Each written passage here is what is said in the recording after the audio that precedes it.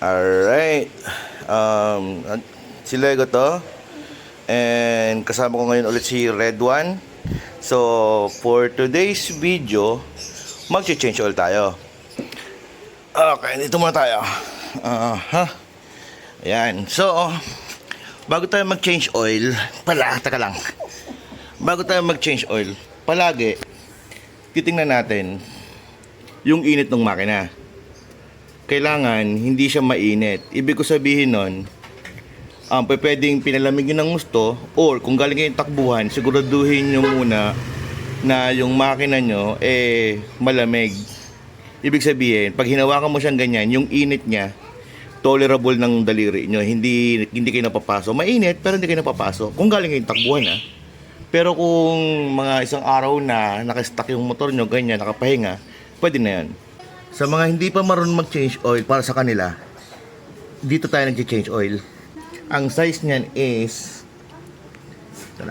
size 21 na bolt. So, ko, ang hirap ng walang stand. Ito tayo, size size 21. Ayan. So, tatanggalin ko na siya. Ayan. Hirap, sus mio, walang stand.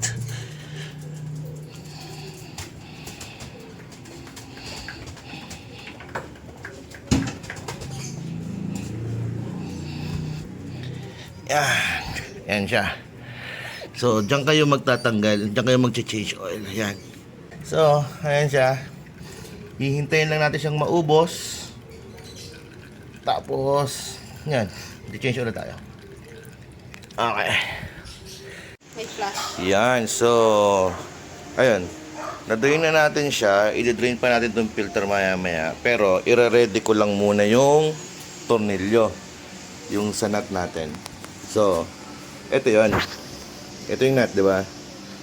Yan. Ako pinapahawak ko sa misis ko yung yung aking nut. So, ito yan. Yung drain plug. So, paano ang tama pagtiplon nito? Teka lang sa kita. Waiting ka lang dyan. So, kukuha ng teflon. Ito yung teflon. Pero, wag mo basta-bastang balutin yan ng ganito. Babalot mo ng ganyan. Hindi. Babalutin mo na yung thread. Kukuha ka ng kapiraso. Ito. Tapos, ibubuhol mo siyang ganyan. Parang gagawin mo siyang sinulid. Yan. Tapos, iti-thread mo siya dito. Saka kailangan sakto mo sa thread Teka lang Yan.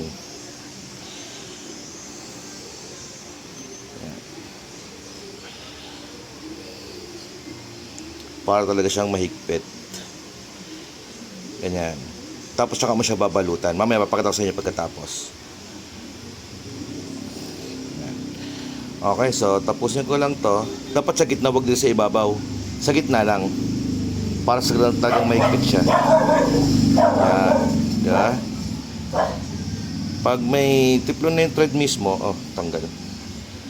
Yan. Pag may tiplon na yung thread, tsaka mo na siya ititiplon ng ganito. So, kailangan counter kasi susundan mo yung pasok nung tiplon doon sa tornilyo niya para hindi matanggal. Yan.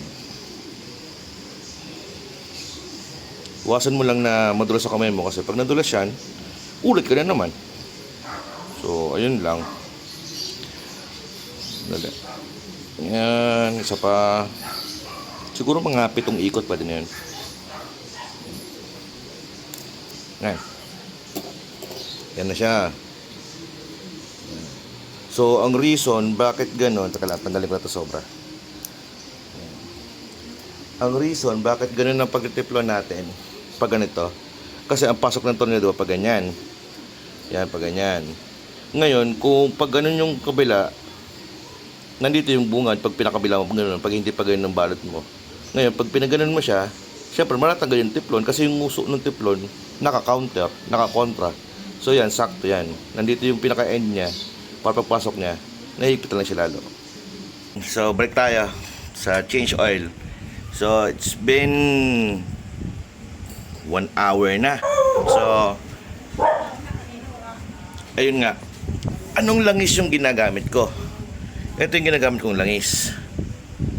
Ito, RevX, pang diesel. Yan, pang diesel. Yan yung ginagamit kong langis. Ang rason lang, bakit ko ginagamit to, simula pa nung nakuha ko tong sa Red One. Ito na talaga ginagamit ko. Kasi yung 10W40. Kasi logic ang pinaiiral ko eh. So kung ito pang diesel na langis, pang diesel na makina, kaya niyang i-maintain o palamigin yung makina, what more pa tong makina natin, di ba? So siya yung talagang ginagamit ko simula pa noon. Hindi ako gumagamit ng mamahalin kasi hindi ko lang magets na, alam mo yun yung gagamitin mo. Samantalang kung etong ang pang diesel na mapapa-maintain yung makina, papalamig yung makina. Ito pa kaya. So yun, buksan natin to. Ayan, makikita nyo naman, bagong-bago, di ba? So siya yung ilalagay ko dito. Ayan. Buksan natin to. Ayan, basahan. Basahan.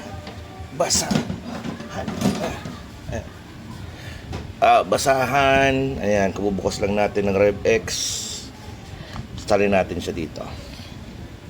Ayan, salin.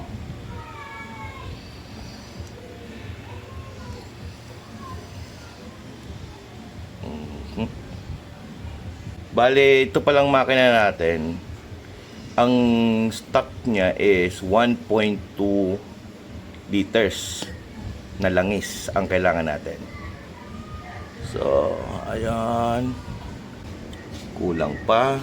So, magbubukas pa tayo ng isa. Ayan pa yung isa. So, ayan. Buksan natin. Tigas. Yeah. So 1.2.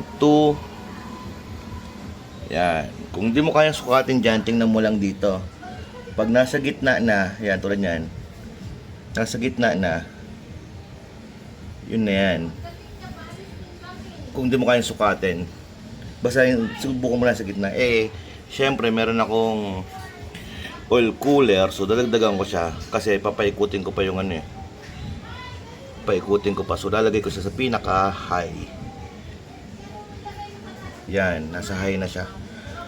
So paikutin muna natin, takpan natin to. Yan, takpan muna natin to.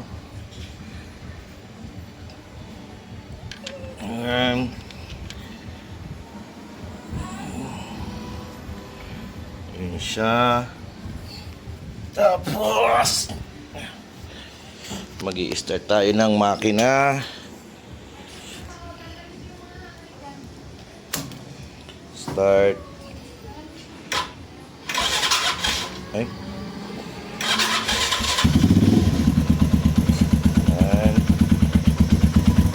Umiikot tayo langis niya.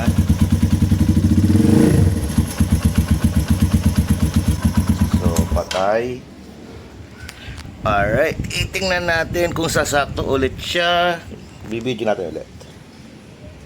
Pabababay mo natin langis. Titingnan natin kung sasakto. Kasi pag kulang, magdadagdag pa tayo. Ayun, we're back. So, tapos na natin paikutin yung langis.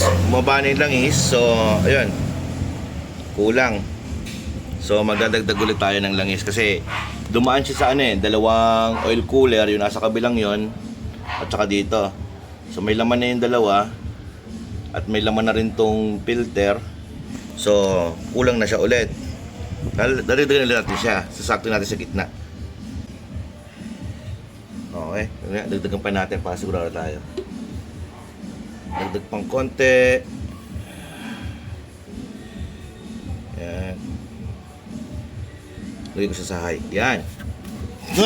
Puta. Tabig pa. Okay, start ulit.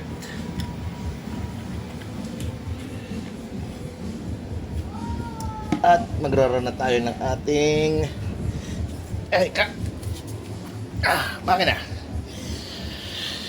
Okay, so start ulit.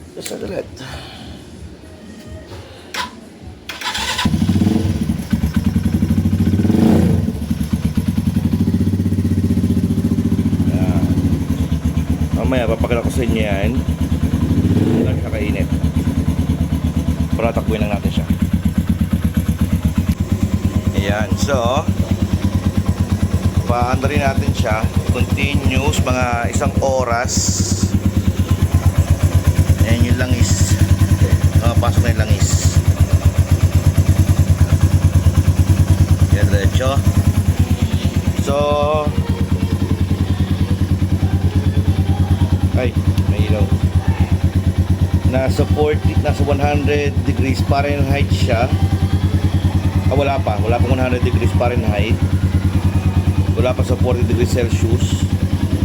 8:36. Paanda rin natin siya ng mga 1 oras.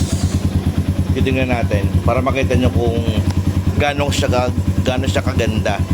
Tsaka gaano niya i-maintain yung init ng makina, yung diesel na oil. Okay, so lampas sa 1 oras. Tingnan natin ano yung tunog ng makina natin. So okay naman.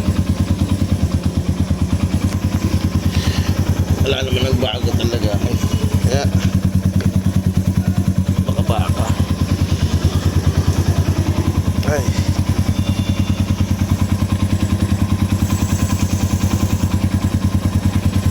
maganda pa yung takbo ng langis.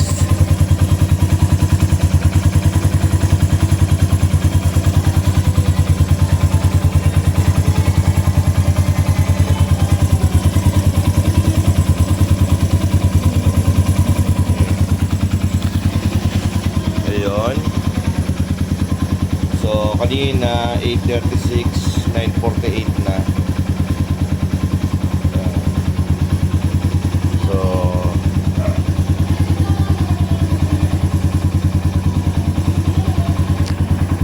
ayan. Hindi nagpo-focus to. So hindi naman tayo lumampas. Ayan, yung ilaw. Labo. So, ayun, 1 oras na ang tinakbo natin. Pinapaandar natin to. Pero 100 ano lang, nasa 110 Fahrenheit lang tayo. So, ganyan siya kalamig sa makina. Hindi masyadong umiinit yung langis. Iba talaga pag ano. Hindi ko naman nire-recommend.